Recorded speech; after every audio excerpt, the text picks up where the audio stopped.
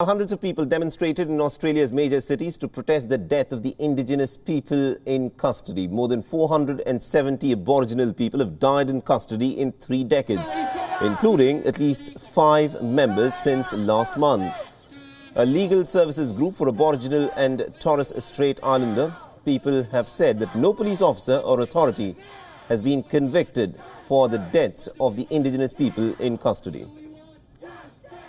We've seen 440 Aboriginal deaths in custody since the Royal Commission, and this is something that our families are experiencing all too often. What needs to happen for this country to consider our deaths in custody a state of emergency?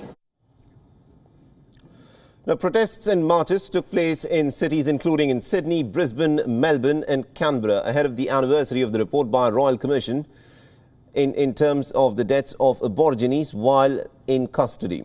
Now, it found that Aboriginal and non-Aboriginal people in custody died at about the same rate, but that the indigenous people were incarcerated at a much higher rate. Indigenous people account for just about 2% of the Australian population. 27% of them make up the national prison population. The Commission made 339 recommendations, of which very few have been implemented. Protesters carried signs with the hashtag Black Lives Matter and the Aboriginal flag. WION is now available in your country. Download the app now and get all the news on the move.